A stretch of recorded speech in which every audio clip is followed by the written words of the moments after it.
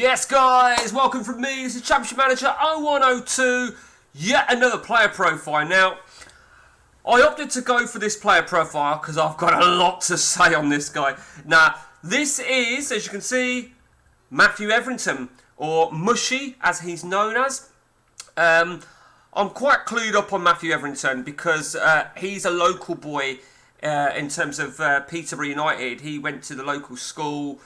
And he came through the youth ranks at Peterborough United before getting his big money move to Tottenham when he left in a joint move. So where do we start with Matthew Etherington? Let's talk about his CM credentials first, because CM 0102, Matt is quite a decent player and he'll do a good job. And as you can see there, 10 years in, 54 caps for England, and that proves that he is a capable player. Now, admittedly, on this particular save that I fired up here, my player profiles, I have taken him around with me. As you can see, he starts off at Spurs, and he's a performer. If he gets games, he'll perform. I can't remember if I was PSV when bringing him, probably, I would imagine. But you can see there, Hanover, that was me, 07-08, 11 assists. If you can get double figures on assists, then you're doing something right. Bayern Munich, I don't remember if that was me that brought him, but I don't think it was me. But another 11 assists there. You can see Bayern Munich, 9 goals, 8 assists. He's a very, very prolific player.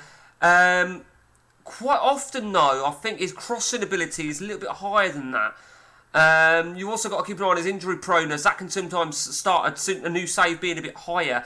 But he's definitely worth a punt. Within the game. Like I said, it looks like he's a journeyman, but that's purely because it was me that brought him around to me. I mean, if he'd got more games at Spurs, he'd have been more prolific. There's no doubt about that. But he will perform. Dribbling 20 is massive for the winger, of course. Flair 19, balance. I mean, if you look for his regen, if you play that far in, balance, bravery, flair 17, 16, 19. He's got some really key attributes there. For his position, but there's just some of the others really. If they fire up on a save decent, then he could be an absolute gem. Pace, he's got the pace there as well. Passing, technique. He's got some real crucial ones. Let's talk about Matty Etherington as a real person now. He started out as a Peterborough youth player. Now, when he broke into Peterborough, he was the best thing since sliced bread. And I remember Peterborough won a game against Barnet 9-0, and I think Etherington scored like the 8th or the 9th goal. And when your team or when a team is winning 5-6-0 and everything that they shoot goes in, and that is one of those games. Barnet took their foot off the pedal, and everything was going in. But because Etherington was the best thing since sliced bread at the time, and the 9th goal went in, and it was Etherington. That obviously made everyone say, oh, he's even better, blah, blah, blah, blah, blah, whatever. But that prompted a move to Tottenham. Now, I remember he moved to Tottenham. I think it was a double move, which saw Simon Davies also move to Tottenham. And now, at the time, I was fucking livid. Peterborough sold their 2 brightest players. And neither of them, including Simon Davies, neither of them went on to the heights of what their potential was. And Siem, because Davies was another one with a lot of potential. He only actually made 51 appearances for Peterborough United and 6 goals. Spurs, between 2000 and 2003, didn't really work out. 45 games and 1 goal. This is an example, really, that it just didn't, he fucked up, basically. He had a loan spell, though, during those 3 years at Spurs. He did have a loan spell at Bradford City for 13 games. 2003, he departed Spurs on a permanent basis where he left for West Ham United. And to be fair to him, he actually did a good job at West Ham. He had a good record of 165 appearances in total, 16 goals. And then from West Ham, he left for Stoke City. Stoke City, another 152 appearances, 13 goals. He retired in 2014. So how old would he have been then in 2014? He retired relatively early, 33, which I think he did a good job in respect of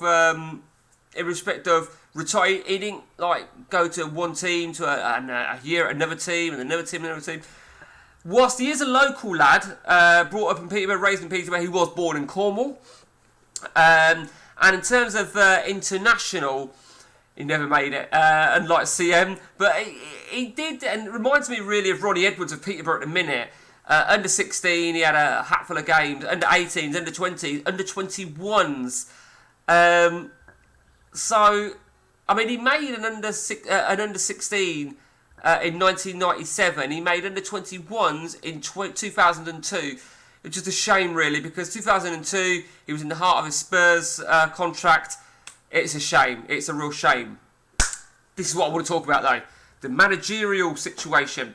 So, between 2021 and 2022, he was the assistant manager at Peterborough United. Now, he was an assistant manager, and ironically again, Simon Davies was part of the coaching team. Then in one of those little periods of time that we didn't have McCann or Ferguson, he stepped in. In 2022, that exact thing happened, where we had no manager and he was a caretaker manager. But then, of course, Peterborough, doing what they do best, they reappointed an ex-manager that had been sacked, and he left. He left along with Simon Davies to take up the job at Crawley Town in 2022. Now, if you check up on this, if you check up Wikipedia, it will say that he's in charge of Crawley Town. He is not in charge of Crawley Town because he left Crawley Town after 32 games. 32 days in charge.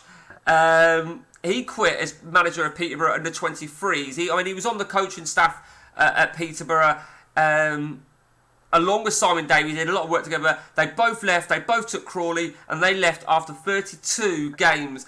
After winning his first game, then suffered back-to-back defeats. It's bizarre because there's more to it. There is clearly more to it, but basically, I wrote this down on a scrap because I had to check exactly what it was. Right, listen to this. So the former England manager got off to a winning... England manager, dickhead. The former Spurs midfielder got off to a winning start in his first game in charge, but suffered back-to-back defeats against Hartlepool and Sutton. The latter featuring a terrible corner routine, which attracted much negative attitude on social media. Now, truth be told, I didn't actually know that. I knew something had happened, but there's more to it. There's more to it.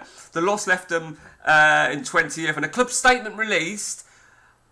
We've confirmed that Matthew Etherington and his assistant, Simon Davies, have left their roles with immediate effect. The DOF has stated it's become clear to all the involved parties that this partnership is not the right fit to carry the club forward and achieve our goals, and we have mutually decided to move in a different direction. We wish Matty and Simon well in their future. Bollocks. Bollocks. There's something more to it, and I'll tell you more so, right? I don't know, you could argue it's not probably personal towards Matty Etherington because Davies left as well. But something there's something happening, I don't know. Maybe they had a fucking threesome with the club secretary or something like that. I don't fucking know. And it's a shame. It was a shame to see somebody with so much potential in real life fuck up. And it's all when it's a local lad, you almost have like a little bit more of a soft spot for them because you think, yeah, the local lad, he went to the same school as my daughter or what have you. He actually went to the same school as, you know, that little cunt from JLS, Aston, because he's local as well. And they'll roughly be close to, I bet they're in the same years, a couple of benders. Right, that's it from me, guys. If you want any player profiles doing, share it with me, let me know. And until next time from me, guys, take it easy.